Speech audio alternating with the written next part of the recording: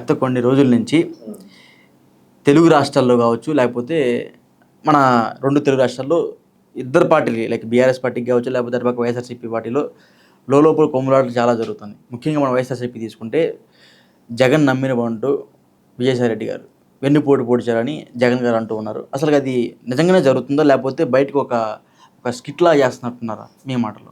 ఇది అంటే నిజంగానే జరుగుతుందా జరగలేదా, ఆయన వచ్చి వెన్నుపోటు పొడిచాడా అనే దానికంటే కూడా అంతర్గతంగా జరిగిన వ్యవహారాలను మనం చూడాలి. జగన్మోహన్ రెడ్డి అంటే ఆ రోజు కేవీపీ గారు వైఎస్ఆర్కి ఎంత ఆత్మగా ఉన్నారో, ఇవాళ జగన్మోహన్ రెడ్డి గారికి ఈ విజయసాయిరెడ్డి గారు కూడా అలాంటి ఒక ఆత్మనే. సో ఆత్మని సరైన గౌరవం ఇవ్వకపోతే ఆత్మ అక్కడి నుంచి బయటకు వచ్చేసింది.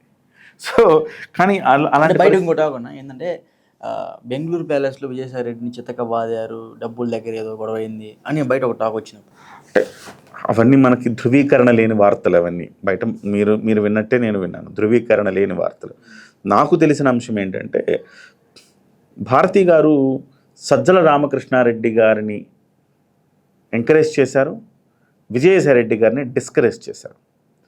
వాస్తవానికి విజయసాయిరెడ్డి గారి బాధ్యత జగన్మోహన్ రెడ్డి గారు ఎత్తుకోవాలి. ఎందుకు ఎత్తుకోవాలంటే ఆత్మ అంటే మామూలు ఆత్మ కాదు. కేవీపీ ఆత్మ బంధం వాళ్ళిద్దరిది, ఈయన ఆత్మార్థిక బంధం ఇది, ఆత్మ ఆర్థిక బంధం ఇది. సో కాబట్టి ఈయన లోతుపాతులు, ఈయన వ్యవహారాలు పూసగుచ్చినట్టు చెప్పగలిగిన వ్యక్తి ఎవరైనా ఉన్నారంటే అది విజయసాయిరెడ్డి గారు మాత్రమే. అలాంటి విజయసాయిరెడ్డి గారిని హ్యూమిలియేట్ చేశారు పార్టీలో. ఒక రకంగా పార్టీ నుంచి ఆయన్ను వెళ్ళగొట్టారు అని చెప్పాలి. ఆయనకై ఆయన వచ్చారని కాదు, వెళ్ళగొట్టారు. ఆయన్ని ఒక 3 సామంతరాజుల్ని చేసి ఒక్కొక్క సామ్రాజ్యాన్ని మీరు ఏలుకోరని చెప్పారు. ఒక సామ్రాజ్యం ఏమో వైవి సుబ్బారెడ్డికి, ఒక సామ్రాజ్యం సజ్జలకి, ఒక సామ్రాజ్యం విజయసాయిరెడ్డికి ఇచ్చారు. విజయసాయిరెడ్డి మీద మాత్రం కావాలని బురద జల్లే ప్రయత్నం చేశారు అనేది పార్టీలో సహజంగా వచ్చి చర్చ. ఆయన్ని దెబ్బ కొట్టడానికి, సజ్జల రామకృష్ణారెడ్డిని ఎంకరేజ్ చేయడానికి, ఈయన్ని దెబ్బ కొట్టడానికి ఎన్ని రకరకాల నానా టార్చర్లు పెట్టారు. మళ్ళీ అక్కడి నుంచి తీసి పార్టీ వ్యవహారాలు అన్నారు, పార్టీ వ్యవహారాల నుంచి తీసి మళ్ళీ విశాఖపట్నం అన్నారు. ఇట్లా రకరకాలుగా ఆయన్ని మార్చి షిఫ్ట్ చేసి ఆయన ఆత్మవిశ్వాసాన్ని దెబ్బతీయడం, ఆయన ఆత్మాభిమానాన్ని దెబ్బతీయటం అనే కార్యక్రమం బలంగా జరిగింది వైఎస్ఆర్సీపీలో. ఆ రోజు నుంచి ఆయన హర్ట్ అవుతూ వస్తున్నారు. ఆయనకు ఒక క్లారిటీ వచ్చేసింది, ఈరోజు ఖచ్చితంగా జగన్మోహన్ రెడ్డి గారు అరెస్ట్ అవ్వక తప్పదు. అరెస్ట్ అవుతున్న మునిగిపోయే నావలో ఉండడం అవసరమా అని ఆయన భావించారు. ఆయన స్కిన్ ఆయన కాపాడుకోవడానికి ఆయన ప్రయత్నం చేశారు. ఆ రకమైన ప్రయత్నంలో భాగంగానే ఆయన బయటకు వచ్చారు. ఇది తెలుగుదేశం పార్టీ అని కాదు ఇక్కడ మనం ఆలోచించాల్సింది. ఆయన తెలుగుదేశం పార్టీ బయటకు కనిపిస్తోంది, వీళ్ళు అటాచ్ చేస్తున్నారు తెలుగుదేశం పార్టీ. కానీ ఆయన బయటకు వచ్చింది బీజేపీ దన్నుతో బయటకు వచ్చారు. ఆయన ఇక్కడి నుంచి బీజేపీ ఒక ఎంపీగా ఢిల్లీలో ఉంటూ ప్రతి పార్టీకి సంబంధించి ప్రతి మంత్రి దగ్గరికి ఆయన వెళ్తాడు. ఆయన చాలా పిఆర్, పెద్ద పిఆర్ ఆయనకి. సో ఎవరు ఎంపీగా ఎన్నికైనా కొత్తగా వెళ్ళి వాళ్ళ ఇంటికి వెళ్ళేసి వాళ్ళని విష్ చేసి వస్తారు. ఎవరు మంత్రిగా ఉన్నా వాళ్ళ దగ్గరికి వెళ్ళేసి వాళ్ళకి విష్ చేసి వస్తారు. సో ఆయన పిఆర్ అద్భుతంగా మెయింటైన్ చేస్తారు. ఢిల్లీలో పిఆర్ సూపర్ అయింది. సో ఆయనకు తెలుసు ఏదో ఒక రోజు ఇవన్నీ జగన్మోహన్ రెడ్డి అధికారంలో ఉన్నంత వరకు నడుస్తాయి. రేపు అధికారం పోయిన తర్వాత ఈ రకమైన కక్ష సాధింపులకు జగన్మోహన్ రెడ్డి గారు దిగిన తర్వాత రేపు అధికారం పోతే ఈయన మీద కూడా అదే రకమైన కక్ష సాధింపులు వచ్చే ప్రభుత్వం చేస్తుంది. అప్పుడు విజయసాయిరెడ్డి అనేవాడు కూడా ఈసారి ఆయనతో పాటుగా చెప్పకూడదు తినాల్సి వస్తుందని ఒక భయం ఆయనకుంది. అందులో భాగంగానే ఆయన ఈ రొచ్చు రాజకీయాలు ఇవన్నీ మనకొద్దు, మనం వెళ్ళిపోదాం అని చెప్పేసి ఆయన బీజేపీ దన్నుతో వెళ్ళిపోయాడు. రేపు మాపు మళ్ళీ ఆయన రాజకీయాల నుంచి విరమించుకున్నాను అంటున్నాడే కానీ రేపు మాపు మళ్ళీ ఆయన బీజేపీ సహకారంతో ఆయన ఎంపీ అయినా మనం ఆశ్చర్యపోకర్లా. కాకపోతే మొన్ననే అవుతాడు, కావాలని రాజీనామా చేశాడు, ఆయనే అవుతాడు మళ్ళీ బీజేపీ కోటాలు. వ్యవసాయం చేసుకుంటానని ఆయన ఏం వ్యవసాయం చేస్తాడు, ఆయన ఏం ఆర్థిక వ్యవసాయం చేస్తాడు ఆయన. సో ఏదేమైనా ఆయన్ని జాగ్రత్తగా చూసుకోవాల్సిన బాధ్యత జగన్మోహన్ రెడ్డి గారిదే. లోపలున్నా బయటున్నా ఆయన్ని జాగ్రత్తగా చూసుకోవాలి జగన్మోహన్ రెడ్డి. ఒక గాజు బొమ్మలాగా విజయసాయిరెడ్డిని చూసుకోవాలి జగన్మోహన్ రెడ్డి. ఎందుకంటే జగన్మోహన్ రెడ్డి ప్రాణాలు అదేదో చెప్తారు కదా, ఆయన చిలుకలో రామచిలుకలో ఉన్నాయి వాళ్ళ ప్రాణాలు అని చెప్పి, మాంత్రికుడి ప్రాణాలు, అట్లా జగన్మోహన్ రెడ్డి ప్రాణాలు కూడా ఈయన గుప్పెట్టున్నాయి. ఈయన అన్నాడు కదా, ఈరోజు స్టేట్మెంట్ ఇచ్చాడు కదా, నన్ను అనవసరంగా గెలుకుతున్నారు, అది మీకు మంచిది కాదు అన్నాడు. చాలా చాలా వ్యవహారాలు ఉన్నాయి.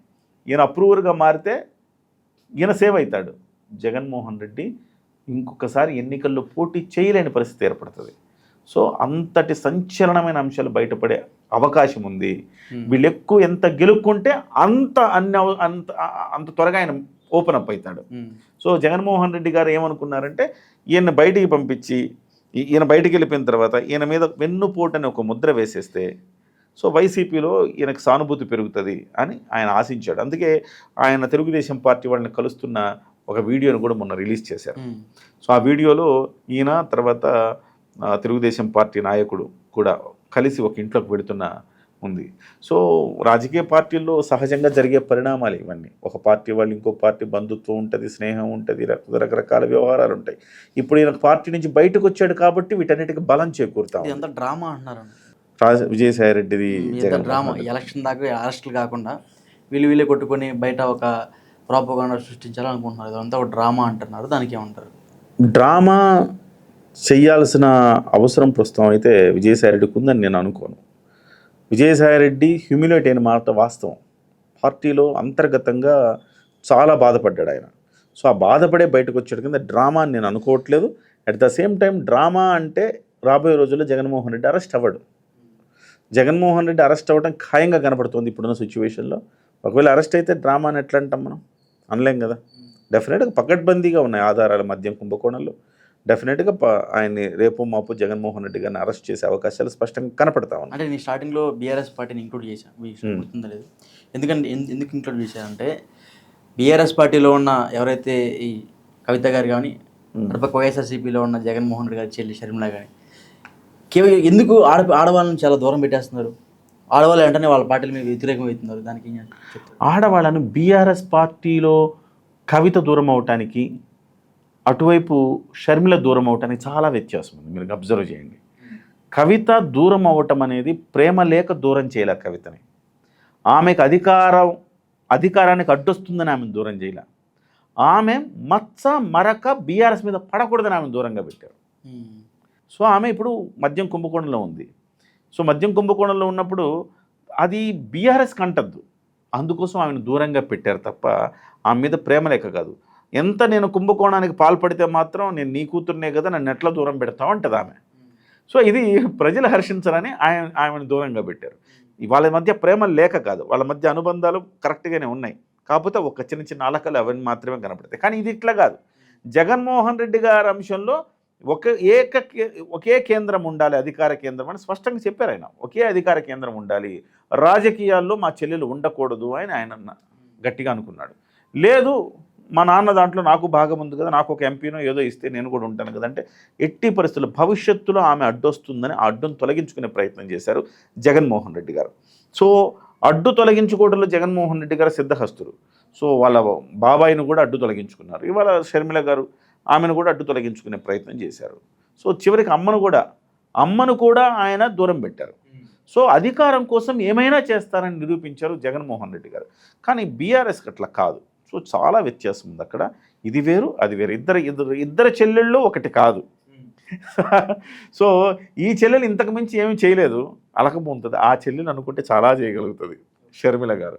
సో ఒక జగన్మోహన్ రెడ్డి గారికి ఒక రైట్ హ్యాండ్లో శత్రువు విజయసాయి రెడ్డి అయితే లెఫ్ట్ హ్యాండ్లో శత్రువు షర్మిల. సో ఆ రకమైన పరిస్థితుల్లో జగన్మోహన్ రెడ్డి గారు ఉన్నారు. ఏదేమైనా అది షర్మిల గారు ఇప్పుడు అప్పట్లో వాళ్ళిద్దరు మళ్ళీ కలిసి పరిస్థితులు కనబట్ల. బీఆర్ఎస్లో అనేది టీ కప్పులో తుఫాన్ లాగే కనబడుతుంది నాకు తప్ప అంతకు మించిన తీవ్రత నాకు కనబడట్ల.